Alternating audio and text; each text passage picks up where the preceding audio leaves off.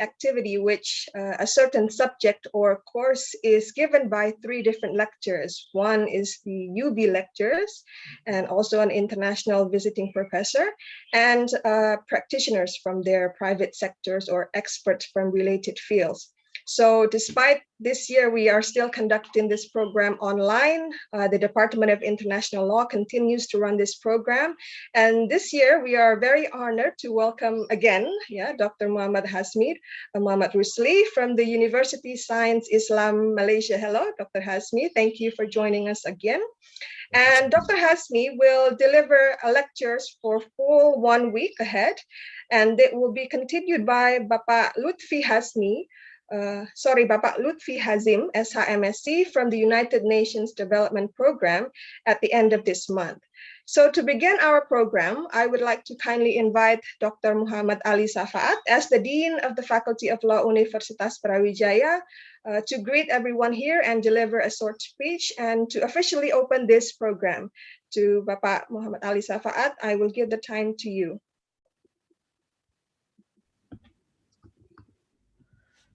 Thank you, Nanda.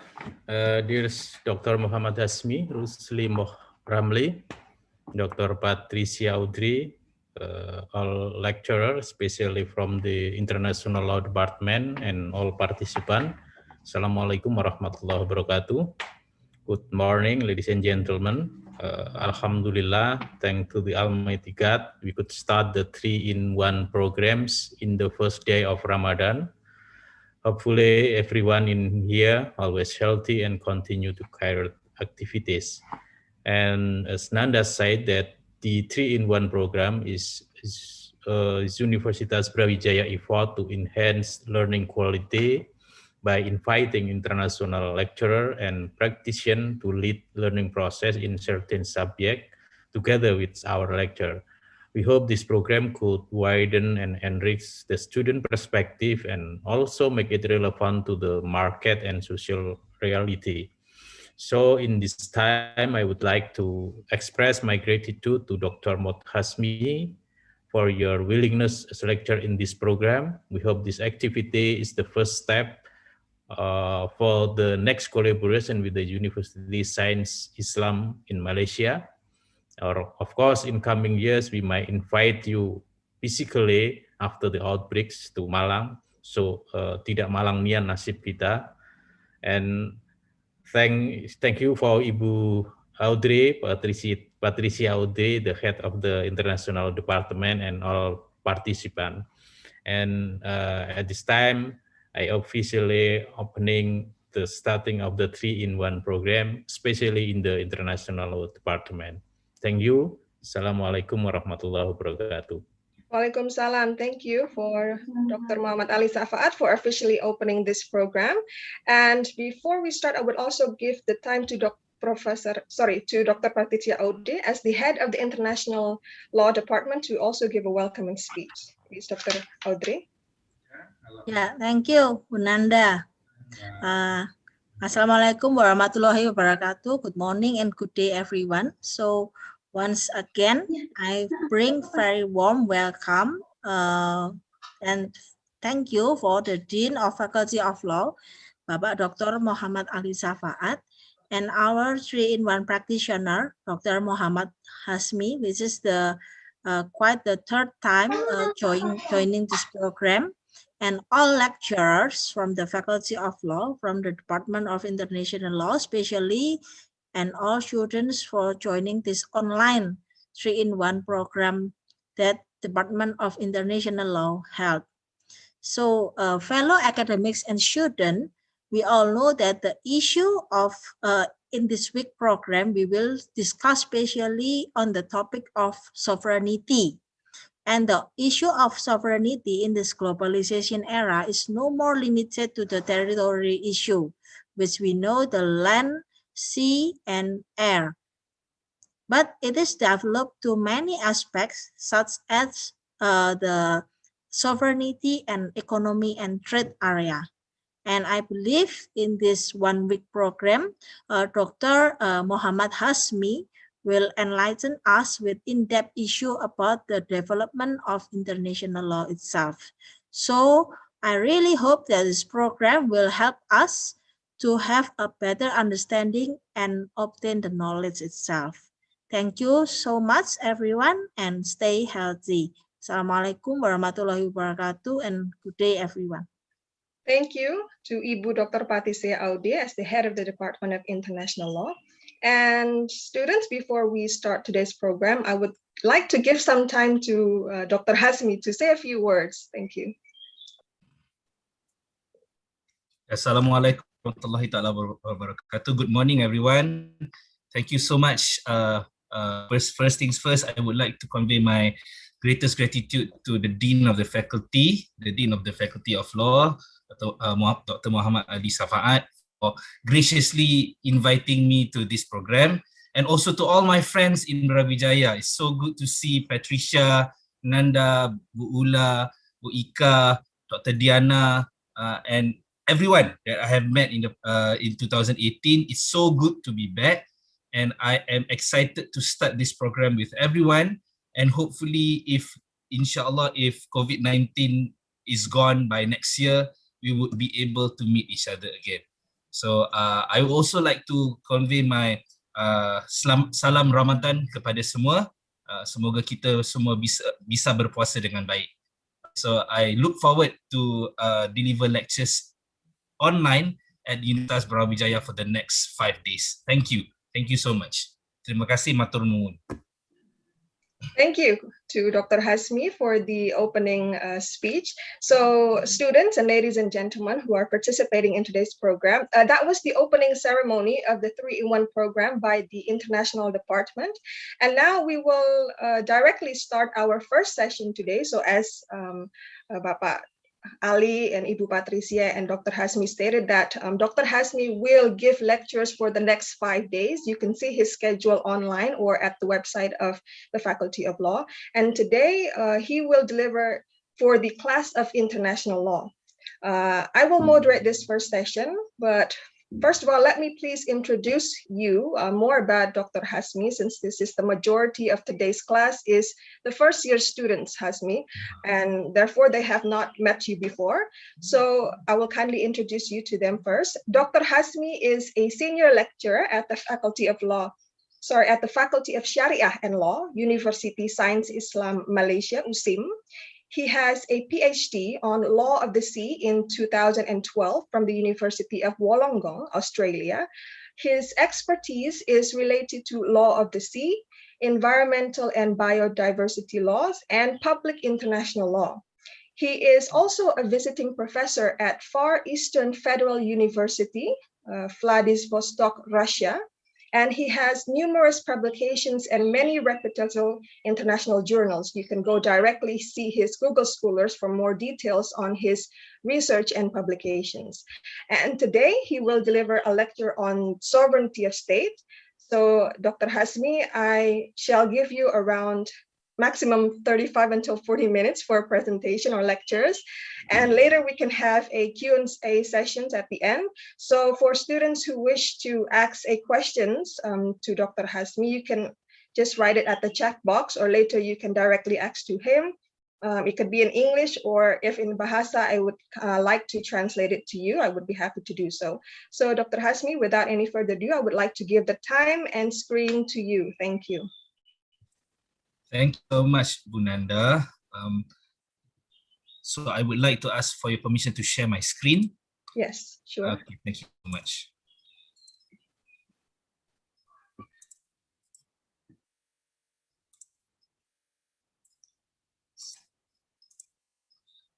Okay, good morning.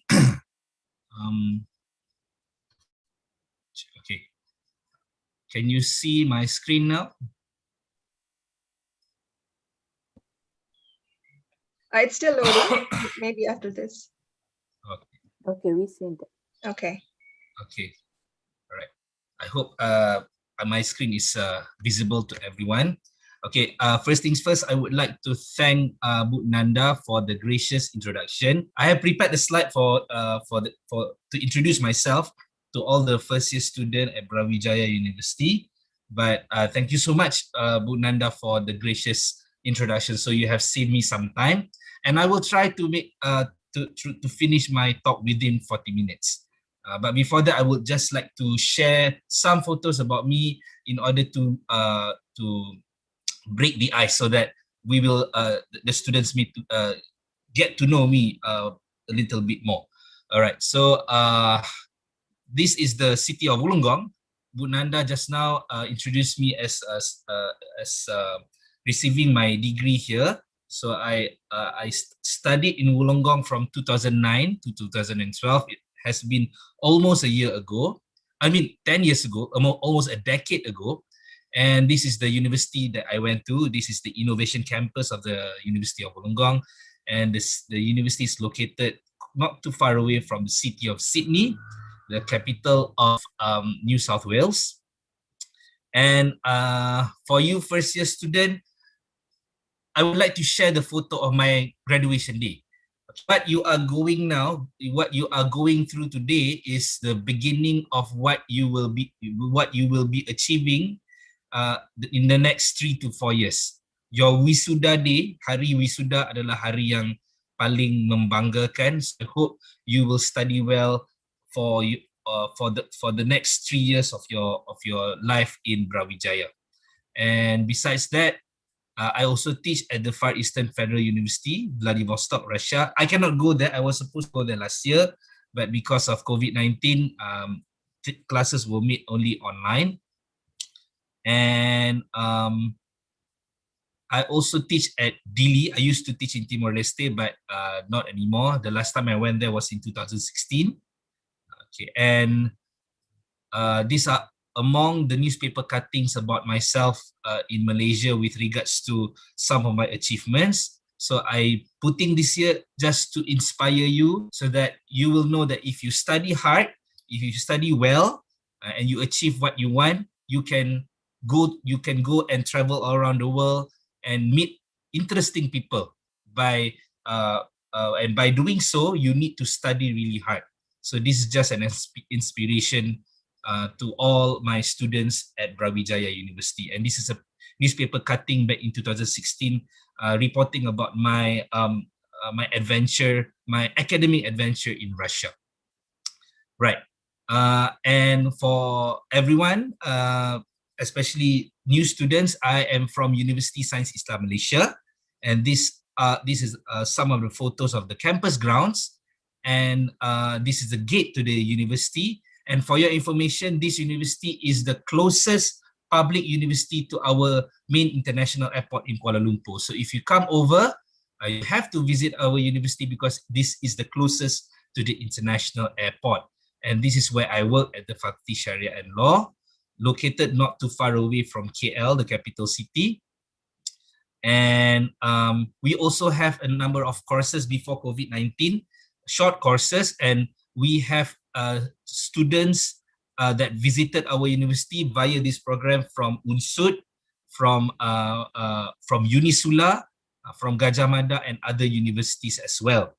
Okay, so we are hoping that if COVID-19 goes away by the end of the year, we will resume with this summer school program, and we will invite students from Brawijaya to attend. Okay, before I start my lecture on state sovereignty, I would like to introduce a little bit about my country to everyone here. Okay, this is Malaysia. Many people think that the capital city is Putrajaya, but our capital is still KL.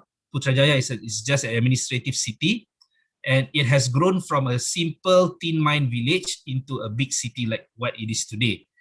And this is where Kuala Lumpur started, at the meeting point of the Gombak River and also the Klang River. And this is one of the attractions in KL today.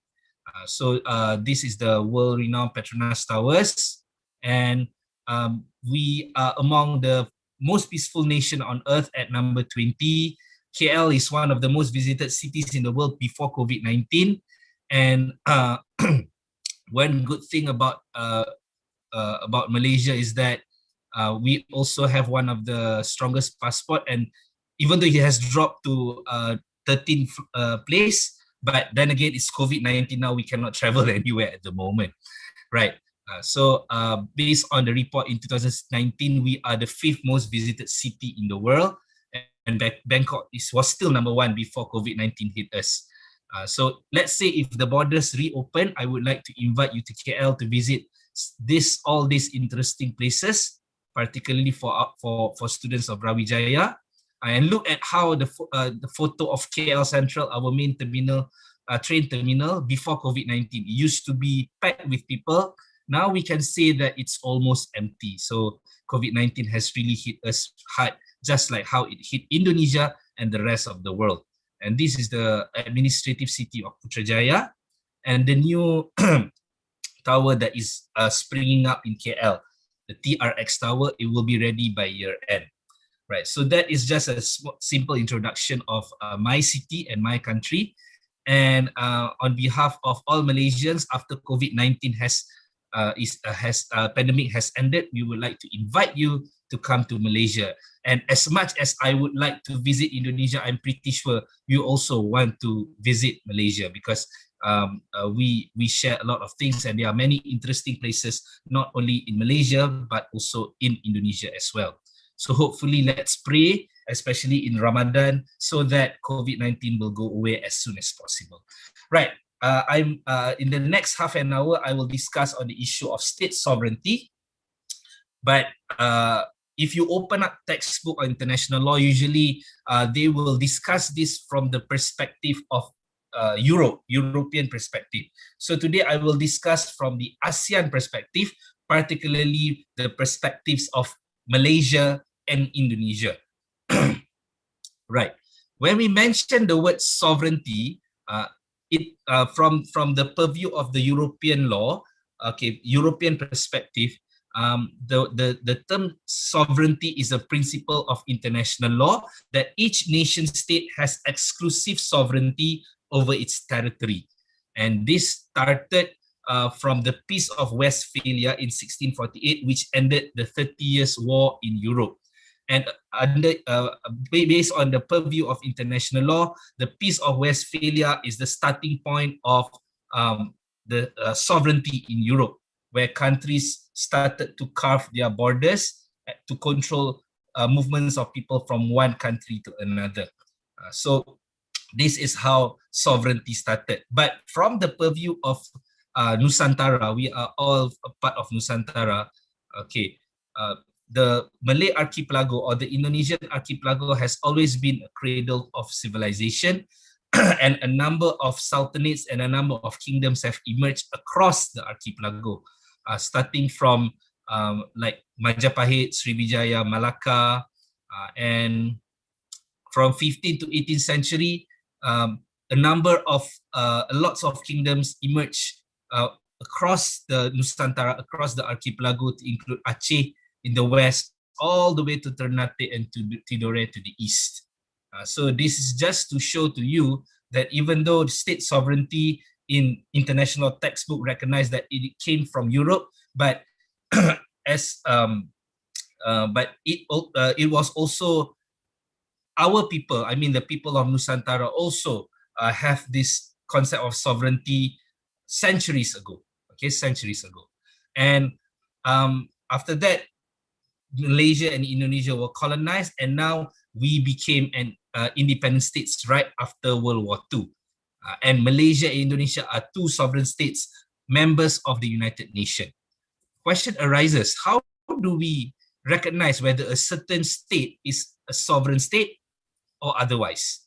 Okay, we can look into this from the purview of Montevideo Convention in 1934. A political entity could be recognized as a sovereign state if, number one, it possesses a territory. Okay, Malaysia has territory in the peninsula and also in Borneo. The same goes with Indonesia, from Aceh all the way to Sabang, from Sabang all the way to Merauke. And having a population, Malaysia has about 35 million population today, and Indonesia is the fourth most populous country in the world. Organized government, we are headed by Prime Minister. Indonesia is headed by President Jokowi. And capacity to make agreements with other states. Okay, Indonesia has made agreements with not only Malaysia, but all states all around the world. So according to the Montevideo Convention 1934, if a political entity fulfills all these 4 requirements, it could be recognized as a sovereign state. And when a state became a sovereign state, all right, you cannot simply enter the territory of another state without permission. That's why passport is required. And this is an example I would like to share with you. Between the border of Malaysia, and this is Malaysia, okay, this is Thailand, there are 8 checkpoints here. Okay, there was one time when I was a rascal kid, I followed my friend to travel all the way to Kedah. This is a state located at the northernmost point of Malaysia, bordering Thailand. I had my passport with me, but my 2 other friends, they wanted to enter Thailand without passport, and they persuaded me to enter Thailand without passport using Bukit Kayu Hitam checkpoint over here. Okay, because they said to me, they always do that. They enter Thailand just to eat tom yum, and then they will return back to Malaysia. Unfortunately, malang sekali, on that day, suddenly the Thai immigration officers, they increase security in that border area. And I was persuaded by my friends, saya dibujuk oleh teman-teman saya untuk masuk ke Thailand without using passport, because they said they always do that. So saya pun terjebak. I entered Thailand without passport, and when we step our foot on the Thai soil, a number of immigration officers called us and asked us, where do you want to go? Okay. So, and then we said we wanted to eat tom yum and then return back to Malaysia. And then they said, have you chopped your passport? Have you stamped your passport? I said, no, because we are just here to eat tom yum and back, and then go back. And then they took us to see the immigration officer. They took us to see the immigration officer, and they told us that they will send us to prison for not stamping our passport, even though my 2 other friends have always entered Thailand without passport because they live in Kedah. Usually, in the past, there are free movement of people, but no more. But this freedom of movement of people is illegal. So they said to us that they will send us to jail. And I just imagine Thai jail, it is really bad in condition. This happened back in 2014. And then my friends have, one of them started crying because he said that his future is gone, and I was really worried because if I was to be sent to prison, kalau saya dihantar ke penjara, apa yang saya belajar S3 sampai tahun 2012 akan jadi percuma. Okay, sia-sia sajalah.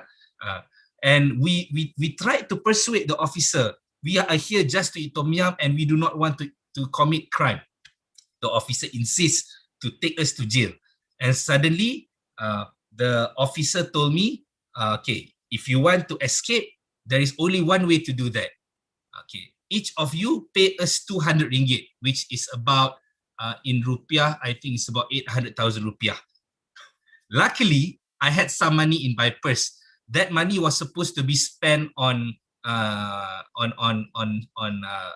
university program in Kedah. Luckily, I have not deposited the money into the bank, so I had the money with me. So I said, okay, I paid them 600 ringgit, and after that, they said to me, you are free to come to Thailand without passport. I said, no, I'm going back now. So we walk back to Malaysia, we take our car and drive back to Kedah. Because we can just walk across this. The border here is just like the border between Kalimantan Barat and Sarawak in Borneo. So what I'm trying to say here is that the concept of sovereignty means that each state has exclusive authority in their respective territory. They have exclusive authority in their respective territory. So take from my lesson, ambil teladan dari saya. Do not enter other nations without passport. And I once went to Jayapura in Papua, and I took a taxi all the way to perbatasan PNG and Indonesia. I wanted to enter PNG at that time, Papua New Guinea, but the person told me you can enter without passport. But at that time, I entered the wilayah perbatasan PNG without passport, but nothing happened to me, so I was lucky. But what I want to say here is that do not attempt to enter other countries without passport like what I did, because the repercussion, okay, kesannya sangat parah. Because under the concept of sovereignty, each countries have exclusive authority over its respective territories. Okay, and along this 400 kilometers boundary between Malaysia and Thailand, there are 8 immigration checkpoints. Right, the same like in Indonesia, between Kalimantan Barat and Sarawak, there are a number of immigration checkpoints. Also between Indonesia and Papua New Guinea, all right, because there are perbatasan darat di sana. All right, when we talk about sovereignty, there are certain territories which are not regarded as sovereign. In the past, during colonial times, some territories were regarded as, if they are not sovereign, kalau dia bukan sebuah negara berdaulat, they are regarded as protectorates, negara lindungan, negeri lindungan, atau koloni, jajahan. So what was the status of Malaysia and Indonesia during the British and Dutch colonial rule? Okay, if you look at Malaysia, one of the sultanates that still exists in Malaysia is called the Johor Sultanate. This is the Sultan, the great-grandfather of the current Sultan of Johor. Among all the Malay states in Malaysia, in Peninsula, Johor was the last to fall under British dominion. Johor remained an independent. 1914, it receives British protection, and Johor is located here at the southern point of Peninsula. So among all states in Malaysia, Johor was the last to receive British protection, meaning that it was never entirely colonized if compared to the Riau Sultanate in Indonesia. Okay, so before the Dutch and the British came, Johor and Riau used to be part of the same sultanate. But then again, the British and the Dutch split it into two. The Dutch, Belanda menghapuskan kesultanan ini dan menjadikan ini tanah jajahan. Tetapi British did not colonize Johor. They turned Johor into negeri lindungan. So that was the status of Johor in Malaysia and Riau in Indonesia during British and Dutch colonial rule. And if we look at the map of Malaysia here, okay, so there are certain states that were colonized by the British. For example, Penang, Dinding, Malacca, and Singapore were colonies of the British because it received direct rule from London. Okay, direct rule from either London or the British colonial government in India. All right, and this blue color is states were regarded as protectorates, but they have some degree of autonomy. And these yellow states called Federated Malay States are British protectorates. That's why in Malaysia, all these states, Perlis, Kedah, Perak, Selangor, Johor, Terengganu, Kelantan, the sultans are still there because British has never abrogated the sultanate. But there were no longer Sultan of Penang, Malacca, or Singapore because these are all colonies. That's the reason why we still have 9 sultans in Malaysia, because as a whole, not all parts of Malaysia were colonies of British. Some parts were protectorates. Okay, Indonesia, there were many states that exist in Indonesia before the arrival of the Dutch. For example, the Sultanate of Banten, and then Kerajaan Kediri, Majapahit, Kerajaan Pagaruyung, Kesultanan Ternate, all this used to exist in Indonesia until the Dutch came and colonized one by one. So dari segi ini, if we look at this from this point of view, okay, Dutch, Belanda itu mereka lebih serakah kalau dibanding sama Inggeris kalau menurut penelitian saya. Because the British, they would not, they would avoid colonizing the peninsula if they could, they would just rather change the states in Peninsula as protectorate negeri lindungan, berbanding dengan Belanda yang akhirnya menjajah hampir ke semua bahagian Nusantara menjadi Dutch East Indies. Okay, so that's the difference between sovereign state, protectorate, and colonies. Sovereign state adalah sebuah negara berdaulat. It has exclusive authority over its territory. However, okay, protectorates adalah negara lindungan another state. Okay, for example, Malay states in Malaysia used to be a protectorates of the British Empire, meaning that the local rulers are still ruling the state, but okay, it was being protected by a larger and stronger state, i.e. the UK. However, most parts of Dutch East Indies, or today Indonesia, were ruled by the Dutch because Belanda, if possible, they would try to abrogate the Sultanate as much as they could. That's the different way between how they colonized Nusantara. At that time, they had different approaches. All right, and that's number one. In order for a state to become a sovereign state, it must have population, a government, a territory, and capacity to enter into treaty with other countries. That's number one. Number two, state recognition is also needed, but however, sometimes there are also opinions saying that recognition is not needed. So how do we recognize a state to become a sovereign state or not? Number one, we follow the concept of constitutive theory, meaning that if you follow the 4 requirements under the Montevideo Convention, then the political entity can become a sovereign state. The second theory is declaratory theory. Okay, meaning that you do not have to get recognition from other state. It's enough for you to fulfill these 4 requirements without being recognized by other states. It's enough for you to become sovereign states. Most countries in the world follow this constitutive theory. It's important for you to be recognized as a state. But there are also political entities that are not recognized, but they regard themselves as a state. For example, Vatican City, Holy See, Vatican City, Taiwan, and Palestine. But these 3 entities are not full member of United Nations, even though they regard themselves as a sovereign state.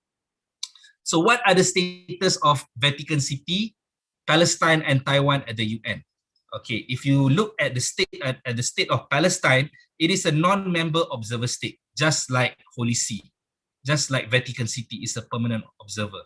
And Taiwan, even though some countries recognize Taiwan as sovereign state, but since the Republic of China lost its United Nations seat as China in 1971, most sovereign states have switched to have diplomatic recognition of the People's Republic of China.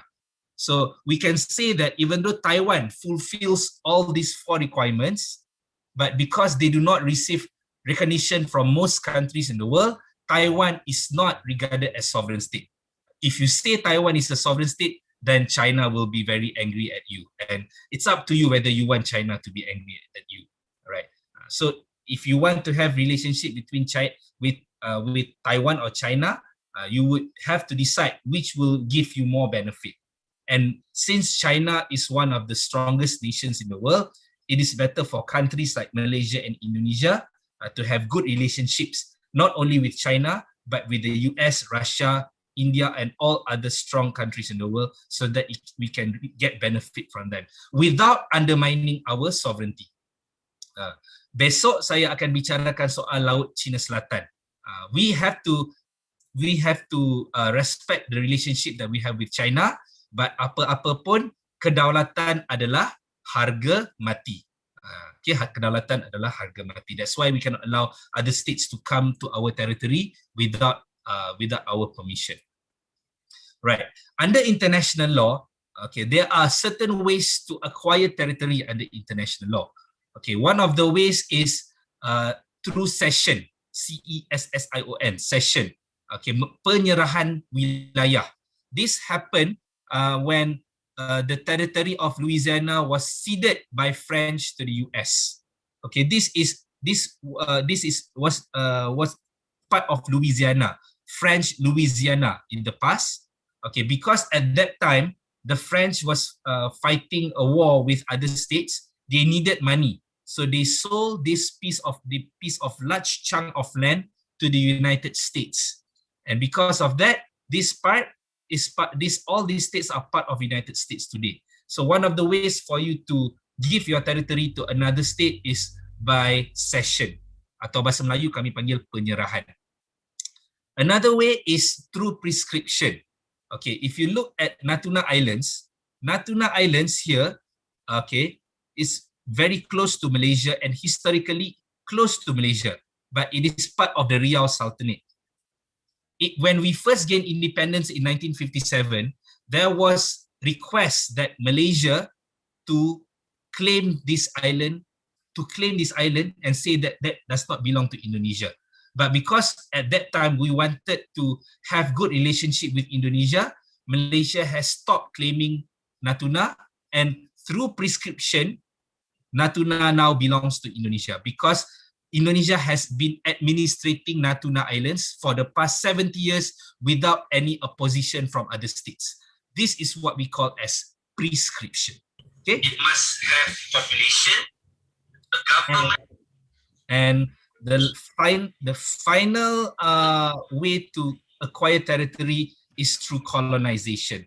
But this is no longer recognized after World War II, as provided in the preamble of the UN Charter.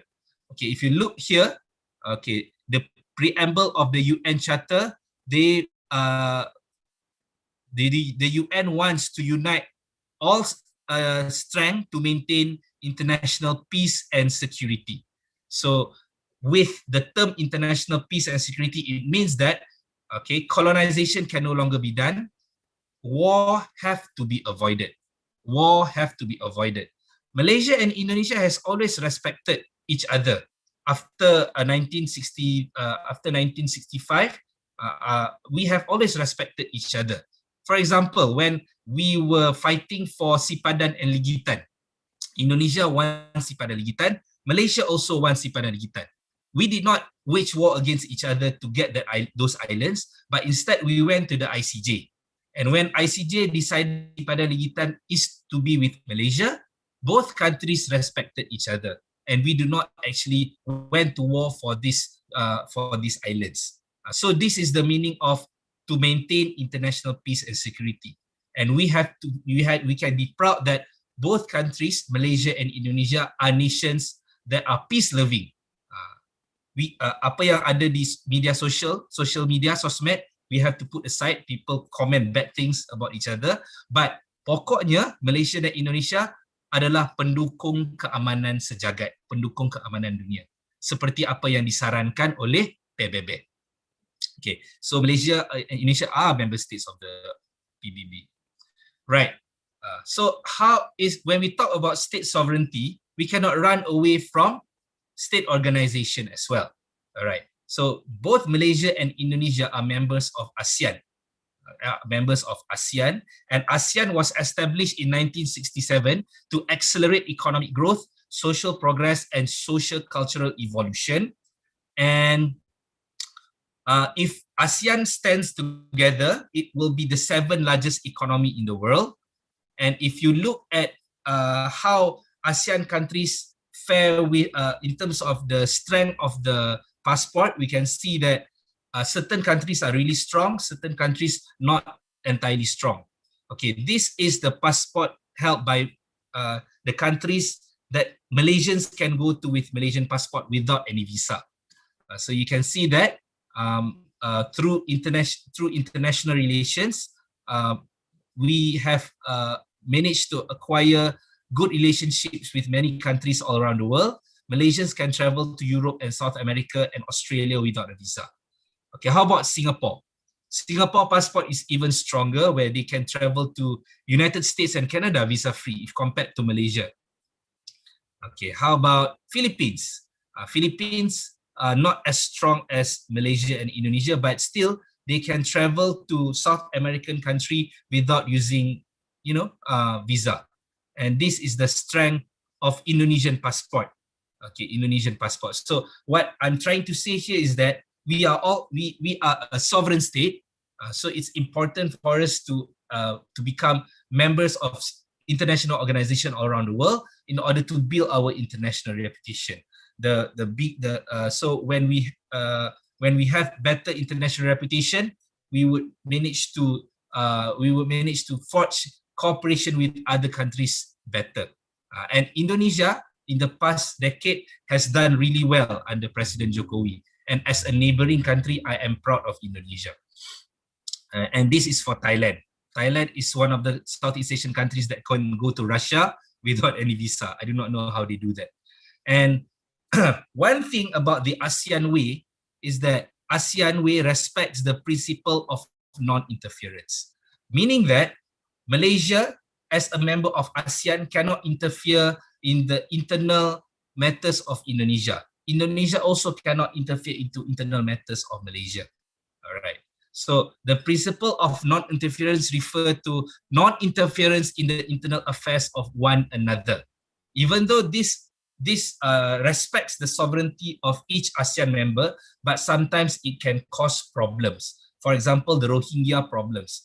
It is a problem of Myanmar, and Myanmar has always said that other countries should not interfere with their internal matters involving Rohingya. And I will discuss that in a bit.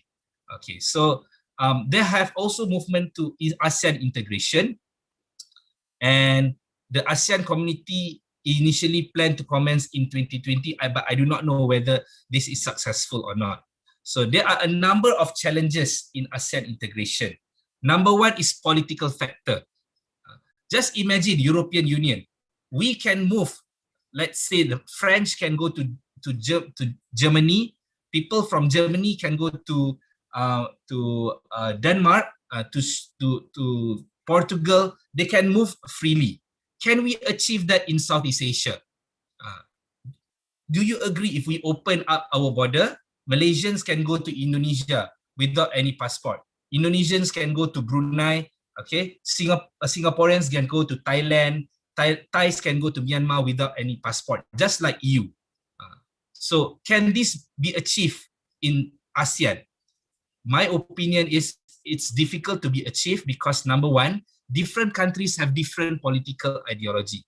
Unlike in Europe, most countries there are parliamentary democracy, like UK, but UK is no longer a member of the European Union, so it's a different story. But if we compare to ASEAN, for example, Malaysia and Indonesia practice democracy, okay, but Brunei is absolute monarchy. Brunei is absolute monarchy. So how can we have integration if we have political factor? Obviously, Bruneians do not want outside influence to come into their country to bring implications to their monarchy system, right? So that's why this is one of the challenges in ASEAN integration. Number two is economic factor, and number three is social economic factor. Okay, why do I say economic factor? If you look at this chart over here, Singapore is the richest country in Southeast Asia. But at the same time, there are also a least developed country in Southeast Asia, Myanmar. So we cannot open our borders because some countries are really rich. If we open our borders and let people move freely, then obviously many people wants to go to richer countries, and this will affect the political stability and economic stability of countries in Southeast Asia. If we compare it with Europe, look at the graph. It's all the economic achievement of each countries are quite almost the same if compared to Southeast Asia. There are no paradox here, but in Southeast Asia, there are richest country which is Singapore and poorest, which is Myanmar, right? And even the HDI in Europe the same, but in Southeast Asia it varies from one country to the other. Okay, and another issue that can it makes it difficult for ASEAN integration is human trafficking, social issues.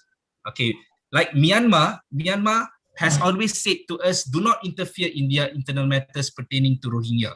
because they said that Rohingya issues is their internal matters. But right now, as Rohingya is being displaced from Myanmar, they are coming to our shores. So in that regard, this cannot be regarded as internal affairs of Myanmar anymore, and something has to be done in order to ensure that the Rohingyas will not come into our shores, undermining our sovereignty.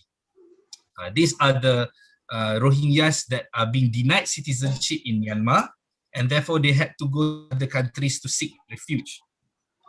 And they came from Arakan province in Myanmar, being denied citizenship, and as a result, they became one of the world's most least wanted people, right? And they came to countries in Southeast Asia in these dilapidating boats. Their main destinations would be Thailand, Indonesia, and Malaysia. Malaysia used to accept them in the past, but because we have too many of them now, and now with COVID-19 pandemic, we have stopped receiving new Rohingya migrants.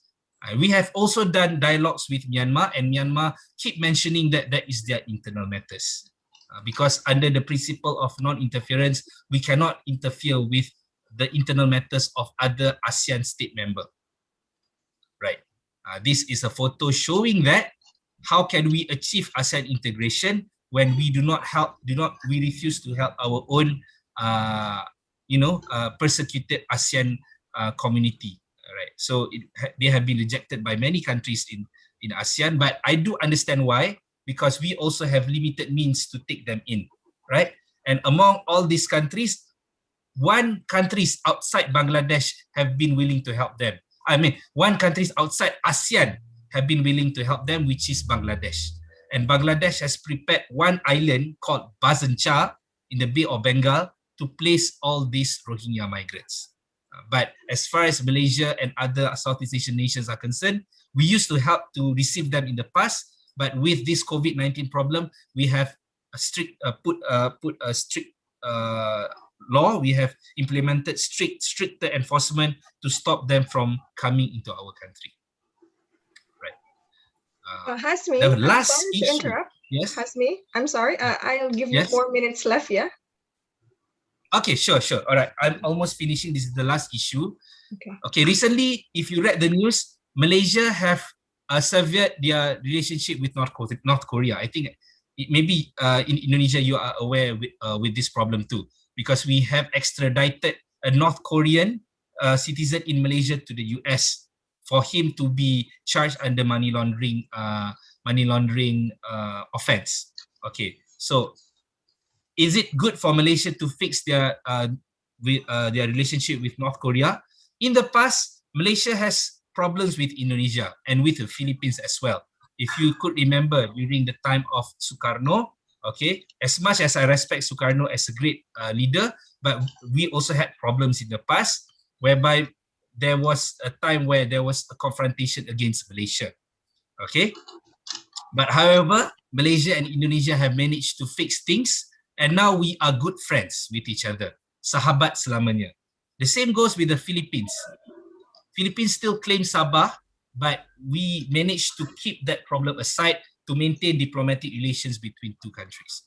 So with this experience, I guess Malaysia can fix their relationship with North Korea. Even North Korea is not as important as Indonesia to us.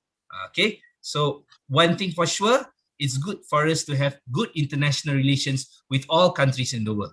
Indonesia has been doing a very good job in maintaining good relationships with all countries in the world, and many countries have regarded Indonesia as a rising giant, as Indonesia will be one of the strongest, one of the most economically strong countries in the world in the near future.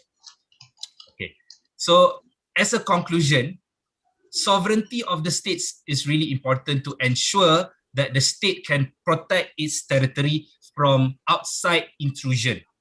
Okay, and as sovereign, it is important for these states to become members of international organizations to facilitate relationship between states. States with good international reputation enjoy a lot of benefits.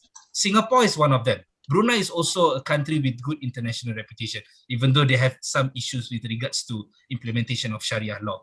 That's why Singapore and Brunei have good international passports. And sovereignty of states must be respected and protected so as to avoid unwarranted war, like what we have between Malaysia and Indonesia. We respect each other. That's why when we have problems with regards to Sipadar Iligitan, we brought the problem to the International Court of Justice instead of resorting to confrontation. Okay, the spirit of the United Nations Charter must be respected by all member states of the UN, and we have to respect each other because all states in the world, all members of the United Nations are sovereign states. When we respect sovereignty of each other, then war cannot happen. So with this, I would like to end my presentation. Thank you so much. Matur nuwun. Terima kasih. If you have any question, I'm honored to address to all the questions. Thank you. Okay, thank you so much, Dr. Hasmi, for the lecture. And it's interesting because right now, at the moment, our class is talking about recognition and also the state sovereignty. So today, as for students, some of you might have already been taught about the Westphalia Treaty and also the Montevideo Convention about the statehood, and how Dr. Hasmi has already mentioned about the position of Taiwan and Vatican and also Palestine at the UN specifically. And also we have also discussed about how ASEAN has interpreted the principle of non-intervention according to its so-called Asian ways. And thank you also for addressing the issues related to the Myanmar citizenship, which is an ongoing issue until today. So that's a very comprehensive lecture for today's students. So are there any questions from you who would like to directly ask Dr. Hasmi or give any feedbacks to his lectures? I would like to give you the time. Just raise your hand.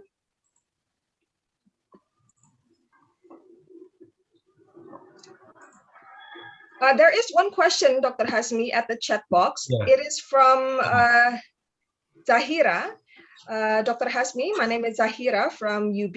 If I may ask, from your opinion, does state recognition needs to be the important things to do before we tell a country as a sovereignty, protectorates, or colonies countries? And the second question is, until now, is the colony state still recognized by the United Nations? Maybe you can address to that question first. Okay. My opinion is, this is my personal opinion, because there are lots that, if you read international law books, this academic have their own, this professor have their own opinion, this professor have their own opinion. But if you ask for my own personal academic opinion, I think it's important for you first to fulfill the 4 requirements and to get recognition. Because if you do not get recognition from other states, you will end up like the state of Palestine, whereby you are not even regarded as a state, as a sovereign state by the United Nations. The same goes with Taiwan.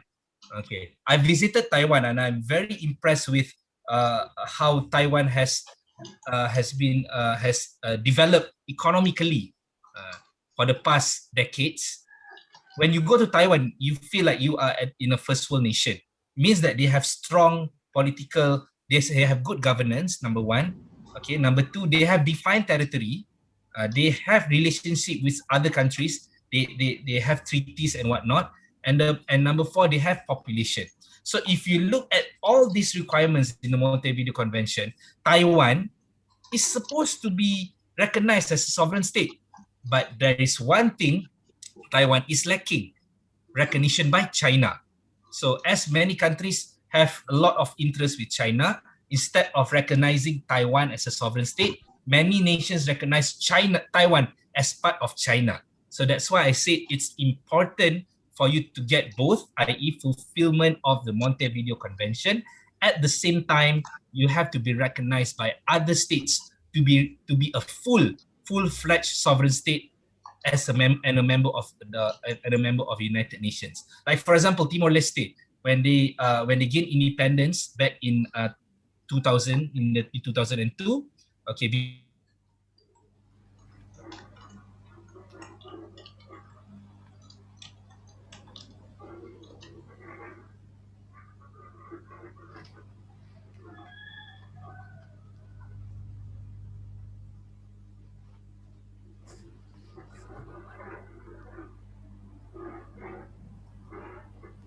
duluan ya? Iya Bu, kelihatannya kok belum bisa.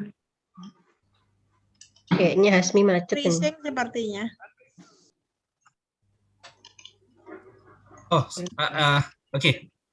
Sorry. Can you hear me? Yeah, we can hear you now. You can continue. Okay. So, for the first question, I would like to say it's important for the nation to fulfill the 4 requirements first. Okay, that's number 1. And number two, to be recognized. To be recognized by other states as well. Okay, and the second question. Until now, the colonial states still recognize. Okay, states can no longer conquer other territories. That is what's said by the preamble of the United Nations. So colonization can no longer be practiced. So as states are not allowed to colonize other territories, so states can no longer do that. And if they do that, it will not be recognized by not just states in the world, also by United Nations. Like what Israel is doing on West Bank. By right, it is not recognized by the whole world, but because they are protected, so quote unquote, by the United States. So that's why they are still taking up Palestinian land in West Bank. Okay. So one thing for sure, colonization as a method of acquiring territory can no longer practiced. And number 2, Okay, there is a question also from Wiranto, which is actually, I think you have answered it also, about what do you think about the colonialism that still exists today, and what are the solutions do you offer to eliminate this colonization?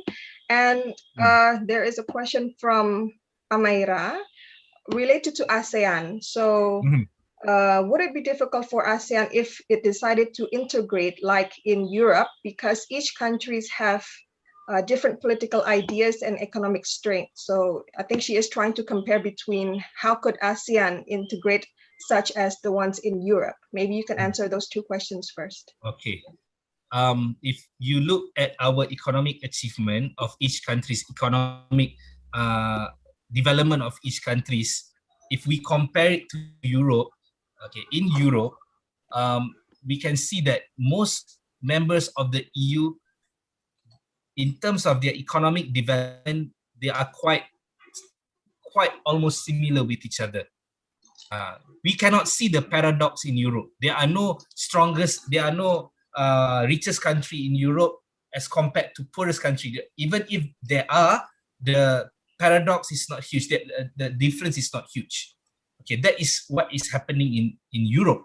But if you look into ASEAN, you can notify that, you can understand that Singapore is one of the richest countries in the world, together with Brunei, Malaysia and Thailand, Thailand and Indonesia somewhere in the middle. But if you compare with Myanmar and Cambodia, these countries are least developed countries. So you can see in ASEAN, there are countries which are categorized as richest in the world, Singapore and Brunei, obviously, and the least developed countries in the world, Myanmar and Cambodia.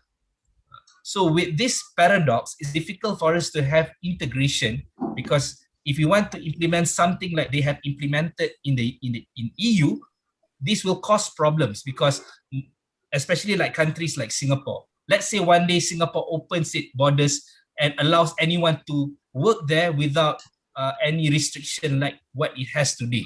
Obviously, many people wants to flock into richer countries like Singapore, Malaysia, Thailand. So that will cause problems. And the influx of this population would obviously come from least developed countries like Cambodia and Myanmar. And we do not want that to happen. So that's why, until and unless we can develop our region like to become like that of Europe, I don't think the integration like what they have in Europe can be done here in Southeast Asia. Okay. Okay. Thank you, Dr. Hasmi. And we have 5 minutes left for Q&A. And I think you need to answer these last two questions because it's really related to the topic today. The first is from Endrianto. So he is stating about the case, the ongoing and a never-ending case between Israel and Palestine. So in your opinion, this is related to the non-intervention principle. In your opinion, is it permissible to defend a country by interfering against their sovereignty for humanitarian reasons? And this is related to the question from Zalfa, where she is talking about the Rohingya issues that's ongoing. So what is the standard or the limit where the non-intervention principle can be implemented?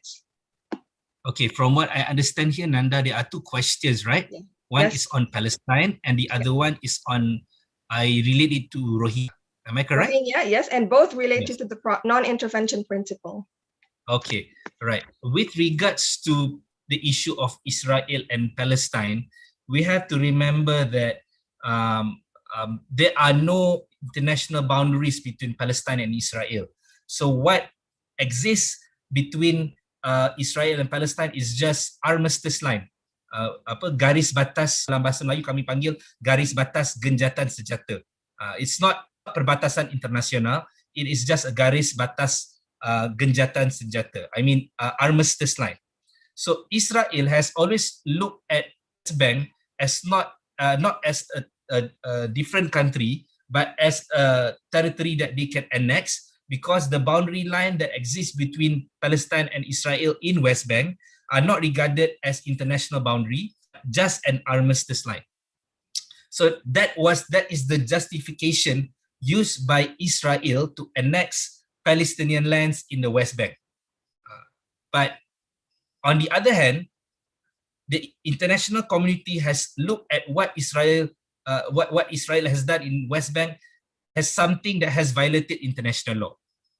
However, you have to remember that there are many resolutions passed against Israel in the United Nations, but Israel always received support from US, and US has always vetoed any resolution against Israel. So that's why Israel has managed to take up Palestinian lands in West Bank bit by bit, because almost all resolutions passed against Israel have been vetoed by the United States. So this is the problem that has made the problem in Palestine and Israel difficult to be solved, because of the involvement of the United States, because they have been vetoing all the resolution passed against Israel. Okay, number two, we know that there in ASEAN there is a principle of non-interference. I agree to you, but there is a limitation to that. We can assume it is no longer an internal affairs of the country when the influx of the Rohingya migrants have caused difficulties to the neighbors. Okay, the same goes with kabut asap that has happened in Southeast Asia a couple of years ago. Pembakaran hutan, pembakaran lahan di Indonesia is actually an internal matters of Indonesia. But when the kabut asap reached Malaysia and Singapore, it is no longer an internal matters of Indonesia. It has become a regional matter. In this regard, countries may also involve and help Indonesia to put a stop to the fire.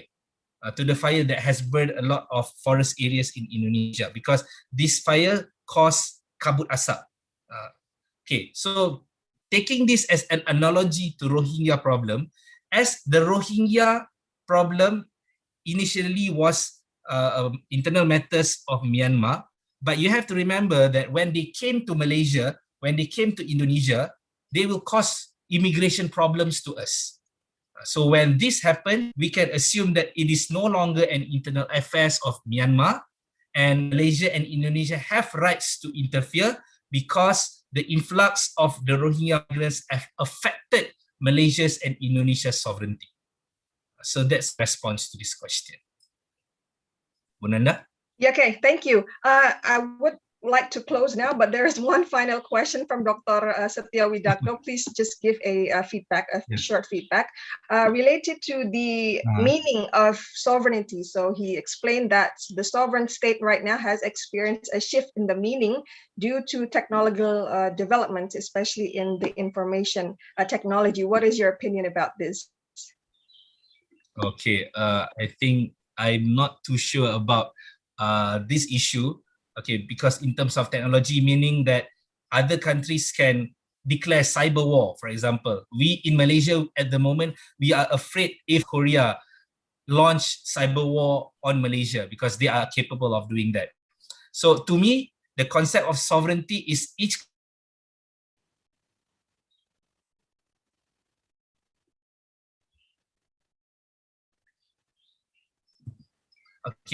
each country has sovereignty over their boundary.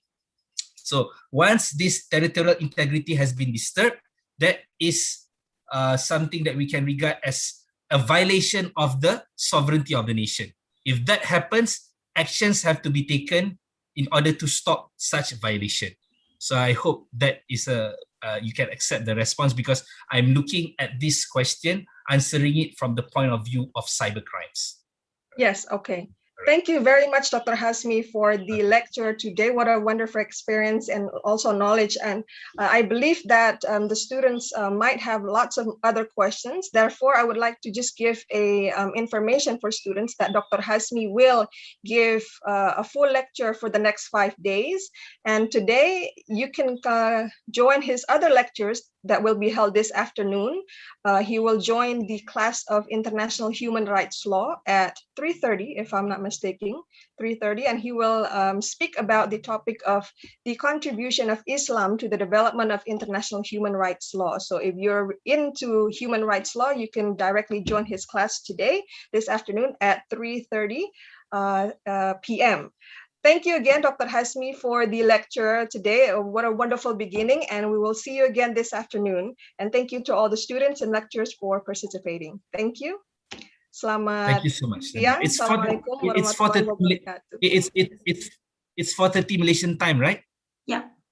It's 4:30 Malaysian time, 3:30 Okay, Indonesian alright. time. Yes. Okay, all right. Thank you so much. Waalaikumsalam warahmatullahi ta'ala wabarakatuh. Thank you so much, Nanda. Thank you so much. Thank you, Hasmi. everyone. See you again. Okay, see you soon, Asmi. See you soon. Thank you so much, Pak Hanif. Mahasiswa kalau mau tahu jadwal Dr. Hasmi yang lengkap selama seminggu bisa di-download di chat box, sudah di-share oleh Bu Siska. Ya, jadi bisa join kelas beliau kapan saja. Terima kasih. Saya pamit ya. Silakan Dr. Hasmi, thank you. Thank Sampai you. ketemu, Hasmi. Terima kasih. Nanti sore jam berapa sih? Jam 2 ya? 3:05. Setengah 4, Mbak. Ya, setengah 4 ya. Sambil nunggu buka puasa. Ngabuburit. DHI ya, di Sky.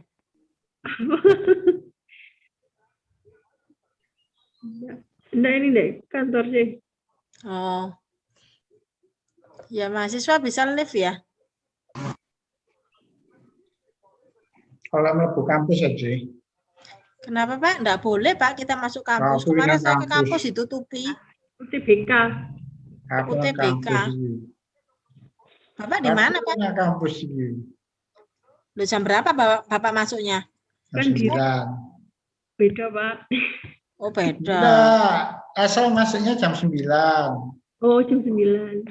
Saya kemarin ke kampus itu jam berapa ya? Jam 11 itu ditutup, nggak bisa masuk lewat veteran. Saya lagi dengerin itu loh, kono sing join ini kuat International Law ISIL loh. Tak pada ini tak join. Itu apa? YouTube bisa tuh? Bisa, apa itu temanya? Anu menarik kanune diskusi ini. Aku sik delok anune. Ya Aku sampai pindah nanti kamar sebelah ya guys. Terima kasih. Ya, wis ya pindah kamar Terima kasih, sebelah. Nanda. Terima kasih Pak Herman. Terima kasih Pak Herman. Terima kasih. Terima kasih. Oke, terima kasih Pak Herman. Terima kasih. Wis duluan ya. Ya wis ya, aku deh anu Oke, aku deh. duluan, Mbak Herman duluan. Ya, Ya, ya. sun.